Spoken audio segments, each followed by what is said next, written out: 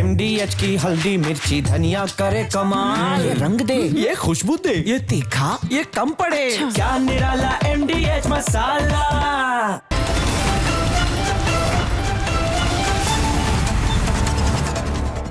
नमस्कार दर्शकों, मैं हूं आपके साथ प्रियंका शर्मा।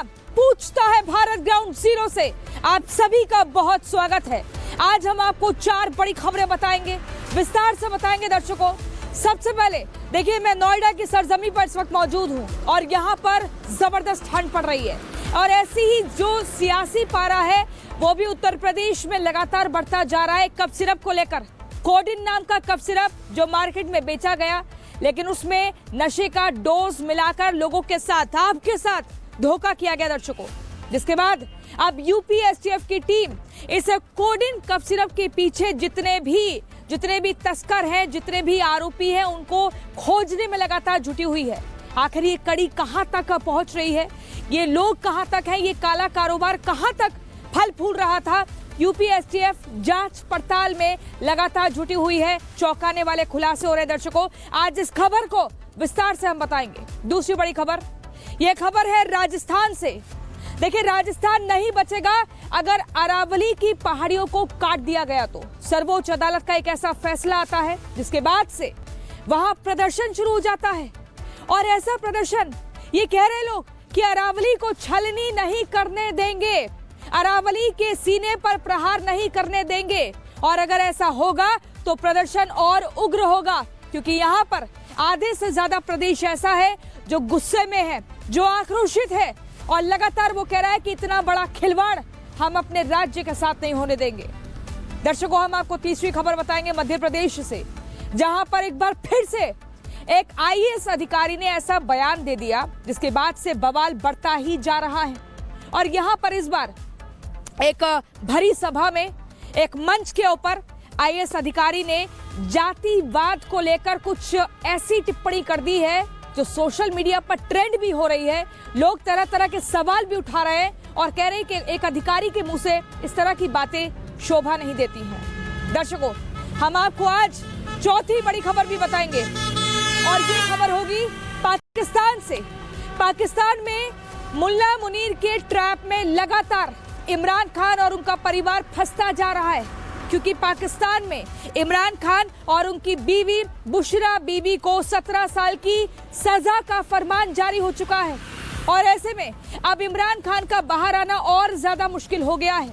यानी कि मुल्ला मुनीर ने, फील्ड मार्शल ने पूरी तरह से चौतरफा इमरान खान को घेर लिया है, मुसीबत में फंसाते जा रहे हैं और लगातार सजा पे सजा बढ़ती जा रही है। दर्शकों, इस खबर को विस्तार से हम आपको बताएंगे, लेकिन सबसे पहले आज की बड़ी खबर मैं आपको बता दूं, और ये खबर है उत्तर प्रदेश से। आपको पता ही है, आप केमिस्ट की दुकान पर जा रहे थे कि बच्चे को या घर में किसी को भी अगर खांसी हो रही तो कफ सिरप की दवा दे दो, लेकिन उसमें पता लग रहा था कि नशे की डोज मिलाकर बेचा जा रहा है और औने पौने दाम लगाए जा रहे हैं। यानी कि दाम भी ज्यादा और दवा भी नकली, लेकिन इसका भंडाफोड़ हो चुका है। और ऐसे में योगी आदित्यनाथ की सरकार ने इसमें बोला कि जो तस्कर पाया गया है, जिसका नाम सामने आया है, उसका कनेक्शन समाजवादी पार्टी से है। तो अखिलेश यादव ने भी आज प्रेस कॉन्फ्रेंस करके उल्टा पलटवार योगी आदित्यनाथ की सरकार के ऊपर किया और कहा कि आप बुलडोजर चलाइए, जो भी आरोपी है। पूरी खबर एक रिपोर्ट में दिखाते हैं।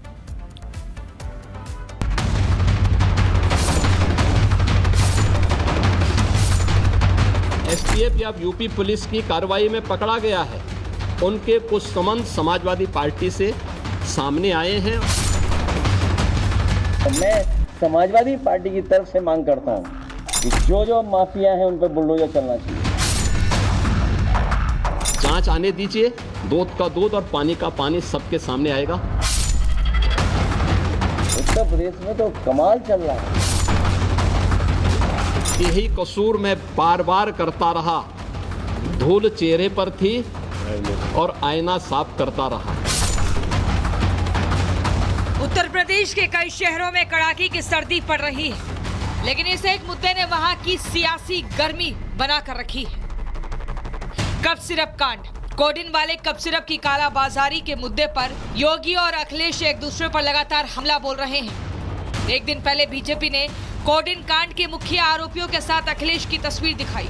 उन पर ये आरोप लगाया कि अखिलेश यादव और समाजवादी पार्टी ने ही कफ सिरप के इन माफियाओं को संरक्षण दिया। प्रारंभिक जांच में सामने आया है कि उससे जुड़े हुए जिन अभियुक्तों को एसटीएफ या यूपी पुलिस की कार्रवाई में पकड़ा गया है, उनके कुछ संबंध समाजवादी पार्टी से सामने आए हैं और समाजवादी पार्टी जो अपने कार्य के अनुरूप जिसका जो बदनाम हो चुकी है और पहले से कुख्यात है, इस पूरे मामले में भी उसकी संलिप्तता आएगी। कफ सिरप के काले साम्राज्य के आरोपियों के साथ ही तस्वीरों ने अखिलेश को बेचैन कर दिया। उन्होंने तंज कसते हुए योगी सरकार को ये तक कह दिया कि अगर तस्वीरों में दिखने वाले लोग आरोपी हैं तो उनके खिलाफ बुलडोजर एक्शन ले लिया जाए। का तस्वीर जो दिखा करके ये बता रहे हैं कि समाजवादी पार्टी के, तो मैं समाजवादी पार्टी की तरफ से मांग करता हूं कि जो जो माफिया हैं उन पर बुलडोजर चलना चाहिए। इनको आप समाजवादी पार्टी का बता रहे हैं, कालीन भैया, कोडीन भैया, जितने लोग हैं उन सब पे बुलडोजर चलना चाहिए। एक दिन पहले मुख्यमंत्री योगी आदित्यनाथ ने शायराना अंदाज में अखिलेश यादव पर हमला बोला था। यही कसूर मैं बार बार करता रहा, धूल चेहरे पर थी और आईना साफ करता रहा। अखिलेश यादव ने भी योगी के शेरो शायरी का जवाब उसी अंदाज में दिया। अपना चेहरा न पहुंचा गया आपसे, आईना बेवजह तोड़कर रख दिया।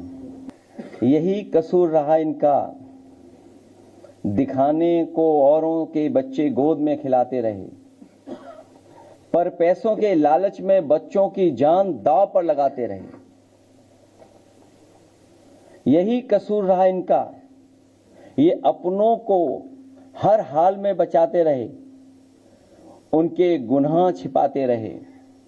जब खुलने लगा राज इनका तो औरों पर इल्जाम लगाते रहे। यही कसूर रहा इनका, पहनकर लिबास शराफत का लोगों के एतवार में सेंध लगाते रहे, गिराकर औरों के घर मकान दुकान अपना गोरख धंधा चलाते रहे। हालांकि अखिलेश पर बीजेपी के हमले नहीं रुके। सीएम पर निशाना साधा गया तो डिप्टी सीएम ने अखिलेश को घेर लिया।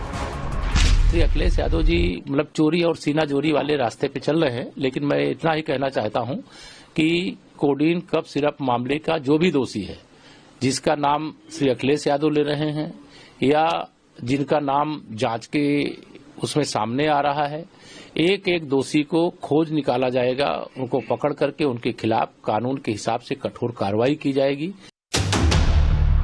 उत्तर प्रदेश में इस कफ सिरप कांड ने सियासी उबाल ला दिया है। विधानसभा का सत्र हो या फिर बाहर हो रही बयानबाजी, हर जगह ये मुद्दा छाया हुआ है। दूसरी तरफ यूपी एसटीएफ इस मामले में ताबड़तोड़ एक्शन में लगी हुई है। अब तक यूपी एसटीएफ इस मामले में 100 से ज्यादा एफआईआर दर्ज कर चुकी है। करीब 32 आरोपियों को हिरासत में लिया जा चुका है और कोडीन वाले कफ सिरप की 3.5 लाख से ज्यादा बोतलें जब्त की जा चुकी है। जांच एजेंसियों का मानना है कि इस कफ सिरप की तस्करी बांग्लादेश में की जा रही थी। वहां इसे हलाल ड्रग्स के तौर पर इस्तेमाल किया जाता है। मुसलमान शराब को हराम मानते हैं। माना जा रहा है कि शराब की जगह वो इसी कोडीन वाले कफ सिरप का इस्तेमाल कर रहे थे। हालांकि नशीले कफ सिरप की एक बड़ी खेप पकड़े जाने के बाद इस पूरे रैकेट का कच्चा चिट्ठा खुल गया है और अब पुलिस इस कोडीन कांड के किंगपिन को दबोचने में दिन रात एक किए पड़ी है। Bureau report, Republic Bharat. और अब बात अरावली पर्वत श्रृंखला की। सवाल ये है कि अरावली पर हो रहा अत्याचार कब थमेगा। आपको बता दूं कि रेगिस्तान को रोकने के लिए 20 करोड़ साल पुरानी अरावली की पर्वत श्रृंखला पर खनन को रोकने के लिए वहां पर लगातार प्रदर्शन हो रहा है। लोग अपनी आवाज को बुलंद कर रहे हैं, इंसाफ की मांग कर रहे हैं। और इसी खबर पर ज्यादा जानकारी के लिए हम सीधा जाएंगे हमारे सहयोगी अमृत के पास। अमृत, क्या कुछ आप देख पा रहे हैं? लोगों की मांगे क्या हैं? कितने नाराज हैं? और क्या कुछ बीच का रास्ता निकलता हुआ दिख रहा है? फिलहाल नहीं, बिल्कुल सही आपने सवाल किया है, लेकिन मौजूदा स्थिति जो है वो बेहतर नहीं है। स्थानीय लोग निराश हैं और उनके अंदर भविष्य को लेकर डर है। उन्हें पता है कि जिस तरीके से अवैध खनन यहाँ पर चल रहा है वो आने वाले वक्त में उनके लिए मुसीबत का कारण बनने वाला है। हम कोटपुतली इलाके में हैं, यहाँ की बात करें या यहाँ से थोड़ी दूर पर मानपुरा इलाका है, वहाँ पर हम पहुँचे थे। यहाँ कोटपुतली इलाके में हमने पूरे दिन लोगों से बातचीत की है। यहाँ सीधे तौर पर निकलकर सामने आ रहा है कि वे परेशान हैं और बीते कई दिनों से लगातार धरना प्रदर्शन का दौर चल रहा है। उनकी तरफ से कोशिश की जा रही है कि इस मामले पर सरकार या प्रशासन की तरफ से कुछ पहल किया जाए, लेकिन स्थिति बेहतर नजर नहीं आ रही। और यही वजह है कि स्थानीय लोग जो है उसमें महिला भी हैं, पुरुष भी हैं, बुजुर्ग भी हैं, सब बैठे हुए हैं, लगातार धरना प्रदर्शन अपनी आवाज बुलंद कर रहे हैं। लेकिन इस बीच सुप्रीम कोर्ट के फैसले ने सभी को हैरान कर दिया है। यहाँ पर सुप्रीम कोर्ट के फैसले के बाद लोगों का ये कहना है कि जो खनन माफिया हैं वो और ज्यादा सक्रिय हो गए हैं। सबसे बड़ी बात यह है कि सुप्रीम कोर्ट के फैसले के बाद अब अरावली पर्वत श्रृंखला की अगर हम बात करें तो यहाँ पर एक जंग शुरू हो गई है, एक मुश्किल की स्थिति है। और सीधे तौर पर अब यही वजह है कि स्थानीय लोग अरावली पर्वत श्रृंखला को बचाने की मुहिम तेज करते हुए नजर आ रहे हैं। और इस वक्त पूरा भारत ये पूछ रहा है कि अरावली के साथ हो रहा ये अन्याय आखिर कब थमेगा। एक खास रिपोर्ट आपको दिखाते हैं।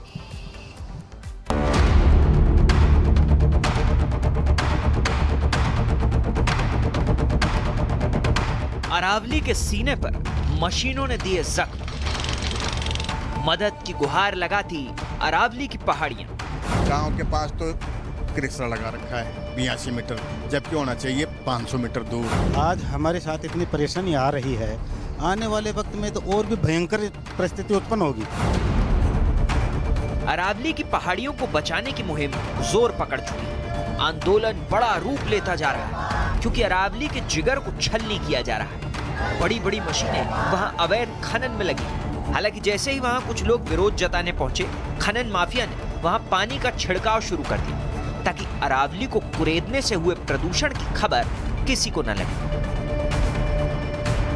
अरावली की पहाड़ियां 20 करोड़ साल से भी ज्यादा पुरानी हैं। ये पहाड़ियां थार के मरुस्थल को बढ़ने से रोकती हैं, वरना रेगिस्तान की रेत पूर्वी राजस्थान, पश्चिमी उत्तर प्रदेश, हरियाणा और दिल्ली तक भी पहुंच सकती है। दिल्ली से गुजरात तक करीब 650 किलोमीटर में फैली इन पहाड़ियों में चंबल, साबरमती और लूनी नदियां पानी का मुख्य सोर्स हैं। इन पहाड़ियों में लीड, जिंक, कॉपर, सोने के साथ सैंडस्टोन, लाइमस्टोन, मार्बल और ग्रेनाइट भी मिलते हैं। ये दिल्ली के लिए एक सेफ्टी वॉल की तरह काम करती है। लेकिन इसी अरावली में जारी अवैध खनन इसके अस्तित्व के लिए खतरा पैदा कर रहा है। ये गांव के पास तो क्रिस्टा लगा रखा है 82 मीटर, जबकि होना चाहिए 500 मीटर दूर। खनन भी 1500 मीटर दूर होना चाहिए, यह भी है 82 मीटर दूर। इससे गांव वाले को इतना परेशान हो रहे हैं, एलर्जी, दम्मा, घुटनों में दर्द, सब कुछ हो रहा है। संकट है, परेशानी है बहुत ज्यादा। नोखरे इसको तोड़ेंगे, फोड़ेंगे, इसको परे करेंगे, मंदिर को ही परे करेंगे। हम मंदिर में कैसे करवा देंगे? हमारे दही देवता यहाँ दुखते हैं, सारा काम भी है होता है। हम कितने साल से पड़े हैं यहाँ, आखिर मंदिर तोड़ेंगे, मंदिर ने कैसे तोड़वा देंगे? आने वाले वक्त में तो बहुत ज़्यादा परेशानी होगी। आज हमारे साथ इतनी परेशानी आ रही है, आने वाले वक्त में तो और भी भयंकर परिस्थिति उत्पन्न होगी। ये मंदिर जो हमारा है कम से कम 500 साल पुराना है, 5-6 हजार वर्ष पुराना है ये। और इसकी आस्था इतनी है, कभी भी हमारे गांव में चोरी नहीं हुई। अरावली के मुद्दे पर ताजा विवाद इसलिए गरमाया क्योंकि 20 नवंबर 2025 को सुप्रीम कोर्ट की बेंच ने अरावली की पहाड़ियों की परिभाषा पर एक महत्वपूर्ण फैसला सुनाया है। सुप्रीम कोर्ट ने अरावली की पहाड़ियों की ऊंचाई कम से कम 100 मीटर तक सीमित कर दी। मतलब 100 मीटर से कम ऊंचाई वाली पहाड़ियां अरावली रेंज का हिस्सा नहीं मानी जाएंगी। और यही विवाद की वजह है, क्योंकि अगर वो पहाड़ियां अरावली रेंज से बाहर हो गई तो उनका सुरक्षा कवच हट जाएगा। फिर वहां चाहे सड़क बनाई जाए या फिर खनन किया जाए, सब लीगल हो जाएगा। इसी वजह से राजस्थान के कई इलाकों में अरावली रेंज को बचाने की मुहिम जोरों पर है, क्योंकि अगर ये दीवार टूट गई तो थार की रेत दिल्ली तक दस्तक दे सकती है। यानी खतरा बड़ा है और छोटी सी भूल भी नासूर बन सकती है। Bureau report, Republic Bharat. और अब बात करेंगे मध्य प्रदेश की खबर की, जहां पर एक बार फिर से एक अधिकारी ने ऐसा बयान दे दिया है जो चर्चा में बना है और सुर्खियों में बना हुआ है। सोशल मीडिया पर अलग अलग तरीके से उस पर बयानबाजी हो रही है, दो धड़े बढ़ गए हैं। कोई कह रहा है कि अधिकारी ने ठीक कहा है, कोई कह रहा है कि ठीक नहीं कहा है। इसी खबर पर सत्य विजय हमारे संवाददाता भोपाल से हमारे साथ जुड़ गए हैं। सत्य विजय, इससे पहले भी एक बार मामला ऐसा ही सामने आया था जब अधिकारी का बयान कुछ सामने आया और माहौल गर्मा गया था। आखिर ये अधिकारियों को हो क्या रहा है? जमीनी जिम्मेदारी से ज्यादा या तो सोशल मीडिया पर एक्टिव रहते हैं या इस तरह की जातिवाद को लेकर बयान देकर फिर फंस जाते हैं? क्या कुछ जानकारी? जी हाँ, बिल्कुल ठीक कहा आपने। देखिए, आईएएस संतोष वर्मा के बाद एक और आईएएस का विवादित बयानों से नाम जुड़ गया है। वो आईएएस हैं मीनाक्षी सिंह। मीनाक्षी सिंह ने साफ तौर पर खुले मंच से ये कहा कि अनुसूचित जाति और जनजाति के जो लोग हैं वो यानी कि ST/SC के जो लोग हैं वो अपने बच्चों को जाति के बारे में बताएं। उन्होंने ये भी कहा कि सवर्ण समाज के जो लोग हैं वो जाति के नाम पर भेदभाव करते हैं, इसलिए आज का जो समय है इसमें जातिवादी होना जरूरी है। और उनके इस बयान के बाद माहौल गर्मा गया है। कांग्रेस हो चाहे बीजेपी, दोनों ही आईएएस के इस बयान पर नाराजगी जता रहे हैं। और इस पूरे मामले पर देखिए हमारी ये एक्सक्लूसिव खास रिपोर्ट।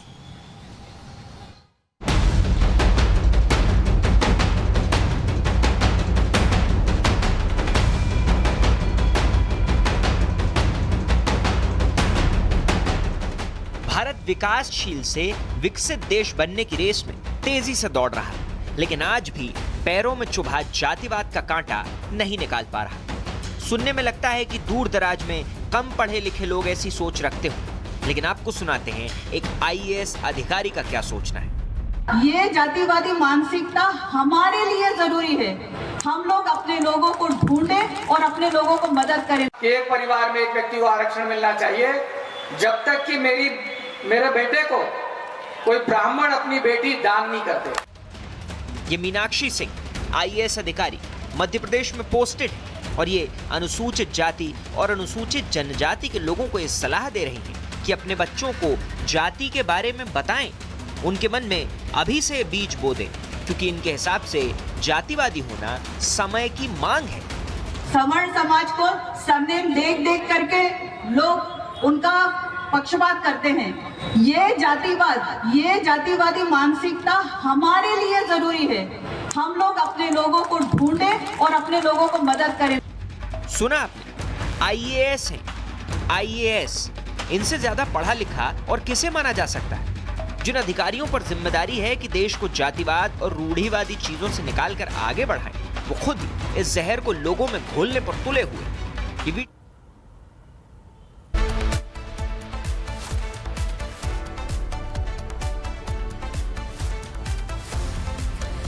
तो हमारे सभी साथियों का बहुत बहुत शुक्रिया इस शो में जुड़ने के लिए। इन्हीं खबरों के साथ पूछता है भारत ग्राउंड जीरो में हम लेंगे आपसे इजाजत। कल फिर हाजिर होंगे कुछ और खबरों के साथ। लगातार खबरों के लिए आप देखते रहिए रिपब्लिक भारत।